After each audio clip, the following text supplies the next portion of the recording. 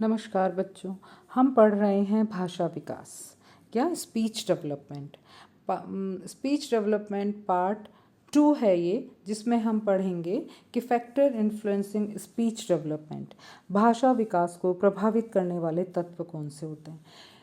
हर तरह के विकास को कोई ना कोई फैक्टर जो है वो प्रभावित करता है, तभी हम उसके ऊपर कार्य करने की कोशिश करते हैं। जैसे इसमें पहला है स्वास्थ्य, हेल्थ। अगर बच्चा शारीरिक और मानसिक रूप से पूर्ण स्वस्थ है तो बालक का भाषा विकास अपेक्षाकृत तीव्र गति से होगा। अगर जो बच्चा ज़्यादा बीमार रहता है या जिस तरह कोई प्रॉब्लम उसको रहती है, ऐसे में बच्चे का जो भाषा विकास है वो स्लो होगा। इसी तरीके से स्वास्थ्य, विद्यालय या सामाजिक वातावरण का भी अगर समुचित रूप से स्वस्थ नहीं है तो भी उसका भाषा विकास जो है वो बाधित हो सकता है। इसके अलावा जो है बच्चे की हेल्थ के ऊपर ज़्यादा ध्यान, उसके एनवायरनमेंट पे ज़्यादा ध्यान देने की ज़रूरत होती है कि बच्चा स्वस्थ है तो उसका स्पीच डेवलपमेंट भी बहुत अच्छा होगा। इसी में आता है लेवल ऑफ इंटेलिजेंस। गैरिसन तथा मैकार्थी के अनुसार बालक की बौद्धिक योग्यता और बोलचाल में घनिष्ठ संबंध होता है। ये बिल्कुल सही बात है। बालक की बोली सुनकर उसके बौद्धिक स्तर का अनुमान लगाया जा सकता है। अध्ययनों से पता चला है कि कुशाग्र बुद्धि बालक सामान्य बालकों की तुलना में 4 माह पूर्व ही बोलना शुरू कर देते हैं और उनका जो शब्द भंडार होता है वो विस्तृत और उच्चारण बिल्कुल शुद्ध होता है और वो अल्प आयु में भी जटिल जो वाक्य होते हैं वो बनाने लग जाते हैं। तो ये मतलब बौद्धिक स्तर जो है वो आपकी भाषा डेवलपमेंट को प्रभावित करता है। फिर है पारिवारिक संबंध। परिवार में बालक के साथ व अन्य परिवारजनों के साथ आपस में किस तरह के संबंध हैं, ये भी आपकी भाषा के डेवलपमेंट पर बहुत ज़्यादा असर डालते हैं।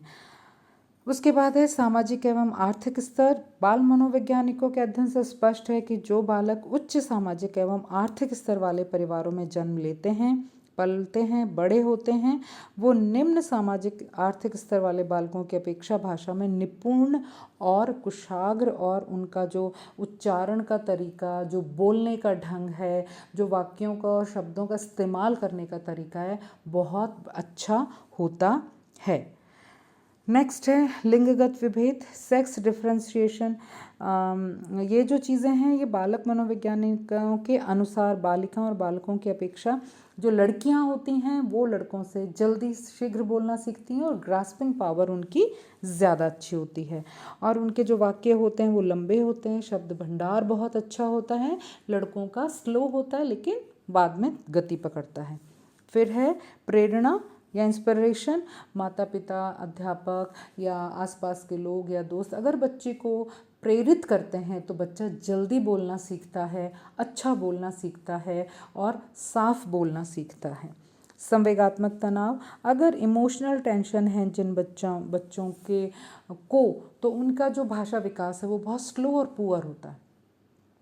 जिन बच्चों के इमोशंस को सप्रेस कर दिया जाता है, जिन बच्चों की इच्छाओं को दबा दिया जाता है, वो बच्चे कम बोलते हैं, उनका शब्द भंडार कम होता है और उच्चारण भी अच्छा नहीं होता है और ऐसे में उनकी जो भाषा का विकास है वो अवरुद्ध हो जाता है। फिर है पर्सनालिटी। CS कॉप के अध्ययन से पता चला कि उत्साही बालकों में भाषा विकास शांत प्रकृति के बालकों की अपेक्षा तीव्र गति से होता है। उनमें सीखने और प्रयोग करने की क्षमता अधिक होती है। ऐसे बालकों का शब्द उच्चारण शुद्ध और शब्द भंडार विस्तृत होता है। लास्ट है निर्देशन। किसी भी क्षेत्र में निपुणता और योग्यता हासिल करने के लिए सही समय पर सही प्रकार से सही व्यक्तियों का निर्देशन अपरिहार्य है। कुछ बालकों में संरक्षकों व अध्यापकों के निर्देशन के अवसर मिल जाते हैं तो उनका जो भाषा विकास है वो श्रेष्ठ होता है और उत्तम प्रकार का होता है। अगर ऐसे जिनको नहीं मिल पाते हैं उनका दूसरे बालकों से कम होता है। अब है कि भाषा विकास का महत्व क्या है। ठीक है, speech importance of development of language. सामाजिकरण में योगदान। अगर हमारा भाषा का विकास ना हो तो क्या हो, इसलिए भाषा जो है उसका डेवलपमेंट का होना महत्वपूर्ण रखता है। सामाजिकरण में योगदान, भाषा या वाणी के माध्यम से बालक अपने को दूसरों से कहता है, एक दूसरे की बातों को समझता है। भाषा के माध्यम से व्यक्ति समाज, परिवार, अपने पीयर ग्रुप, अपने रिश्तेदारों से अपनी आवश्यकता, नियम, मूल्यों को समझता है और अपने सामाजिकरण को सहज और सरल बनाता है। इसलिए महत्वपूर्ण है कि बच्चे का जो विकास है वो बहुत अच्छे से होना चाहिए। फिर है शैक्षिक उपलब्धि। भाषा शैक्षिक उपलब्धि का सर्वाधिक महत्वपूर्ण उपकरण है। अगर भाषा बहुत अच्छी नहीं है आपकी तो आपकी शैक्षिक उपलब्धता कम होती है, अपवादों को छोड़ के। फिर है सामाजिक मूल्यांकन का आधार। जब भी हम किसी तरह के बच्चे का अभिव्यक्ति, उसके पर्सनालिटी का या भाषा की अभिव्यक्ति पर जब भी हम कोई मूल्यांकन करते हैं तो ये उसकी भाषा को सबसे ज़्यादा इन्फ्लुएंस करता है और सबसे ज़्यादा महत्वपूर्ण मानी जाती है उसकी भाषा। वो कैसे बोल रहा है, कितना बोल रहा है, कितना साफ बोल रहा है, उसका शब्द भंडार कितना है, ये सारा। तर्क शक्ति का विकास भी भाषा विकास से ही होता है, इसलिए भाषा विकास ज़्यादा महत्वपूर्ण है। सेल्फ एवेल्युएशन या आत्म मूल्यांकन आप अपनी भाषा के माध्यम से ही कर पाते हैं, इसलिए भाषा का विकास महत्वपूर्ण माना जाता है। संवेगात्मक और नैतिक विकास जो है वो प्रत्यक्ष व परोक्ष रूप से भाषा विकास पर ही डिपेंड करता है। बच्चा अपने संवेगात्मक और नैतिक मूल्यों का या नैतिक विकास का कहकर एक्सप्रेस करके ही वो उनको समझाता है और गलत चीज़ों को छोड़ के सही चीज़ों को अपनाता है। तो हम ये कह सकते हैं कि बच्चा जो है वो किस तरीके का मतलब संवेगात्मक और नैतिक विकास जो है वो बच्चे के भाषा विकास अगर बहुत अच्छा होगा तो वो सारी चीज़ें बहुत अच्छी होती चली जाएंगी। अब ऐसा नहीं है कि हर बच्चा जो है वो जिसका भाषा विकास में किसी तरह का कोई दोष ना हो। तो अब है स्पीच डिफेक्ट एंड डिसऑर्डर्स, भाषा दोष एवं भाषा विकार। बहुत सारे ऐसे भाषा दोष और भाषा विकार होते हैं जिनकी वजह से बच्चा जो है वो ठीक से कई बार नहीं बोल पाता है और ठीक से किसी तरीके से वो नहीं कर पाता है। जैसे बात जो दोष हैं वो है जैसे तुतलाना, अस्पष्ट बोलना, हकलाना, अक्षर लोप, ध्वनि परिवर्तन, तीव्र बोलना और आवाज़ का दोष। ये जितनी भी चीज़ें, जैसे तुतलाना, बच्चा शुरू में बहुत तोतली भाषा में बोलता है, खा लूँगा, पी लूँगा, टॉफ़ी चाहिए, ट को त बोलना, क को त बोलना, कटिंग, तो इस तरह की। लेकिन धीरे धीरे ये एज के संग संग ये सब ठीक हो जाता है। लेकिन अगर ये ठीक ना हो और वो एक एज के बाद भी तुतला के बोल रहा है तो ये उसका भाषा विकार या फिर दोष हो सकता है। अस्पष्ट बोलना, जबड़े और जीभ के सामंजस्य को जब वो बच्चा ठीक से नहीं कर पाता है तब हम अस्पष्ट बोल देते हैं।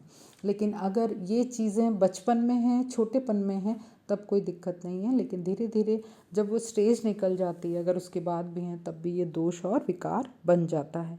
उसके बाद है हकलाना, स्टमरिंग करना, बच्चे का किसी भी शब्द को लेके एक ही शब्द को बहुत देर तक करते रहना, वो कहलाता है। ये कई बार जीभ का मोटा होना या ठीक से उसको वो नहीं कर पाना, उसके अंदर ये काम इस तरीके से करता है। अक्षर लोप, कई बार बच्चे किसी किसी अक्षर को विलुप्त कर देते हैं बोलने में, और कई बार जैसे जोधपुर की भाषा में स को ह बोलते हैं तो स को विलुप्त कर देते हैं, नया शब्द ले आते हैं। तो ये एक भाषा दोष भी है और विकार भी है। ये ठीक भी हो सकता है, और अगर हमारे समाज में ही इसको वो कर लिया गया है, एक्सेप्ट कर लिया गया, तो ये ठीक नहीं भी हो सकता। फिर है ध्वनि परिवर्तन, लिस्पिंग, है ना। तो लिस्पिंग में मतलब कि आप बोल रहे हैं, बोलते बोलते अचानक से आपकी जो ध्वनि है वो चेंज हो जाएगी, बिल्कुल कम हो जाएगी, बहुत तेज़ी से बोलने लग जाओगे, बीच का मिस हो जाएगा, इस तरह की चीज़ें। फिर है क्लटरिंग, बहुत तेज़ी के साथ बोलना कि हमें समझ ही नहीं आ रहा है कि आप क्या बोल पा रहे हैं। मैंने खाना खा लिया है, नहीं खाया, आप मुझे देंगे कि नहीं देंगे, इस तरीके के इतने शब्द, इतने वाक्यों को तेज़ी के साथ बोलना कि समझ में ही नहीं आता है कि वो क्या बोल रहे हैं, तो ये एक दोष माना जाता है। फिर है आवाज़ का दोष, वॉइस डिफेक्ट, कई बार आपने देखा होगा कि जब कोई व्यक्ति बोल रहा होता है तो हमें उसकी भाषा उतार चढ़ाव नहीं समझ में आते हैं, उसकी वेव्स समझ में नहीं आती हैं, तो जो उसकी वॉइस है वो भी हमें समझ में नहीं आती कि वो क्या बोल रहे हैं। तो ये भी एक दोष और विकार हो सकता है। अब ऐसा नहीं है कि इन डिफेक्ट्स को हम दूर नहीं कर सकते हैं। इसके लिए हम ये कह सकते हैं कि सरकार या सामाजिक संगठनों द्वारा समय समय पर वाणी सुधार प्रोग्राम होते रहने चाहिए, और अगर होते हैं तो हमें उसमें पार्टिसिपेट करना चाहिए। माता पिता और अध्यापकों को बालक में भाषा के प्रति रुचि उत्पन्न करनी चाहिए, और जिस सहज विधि से बच्चा सीखना चाहता है हमें उसी विधि में सिखाना चाहिए।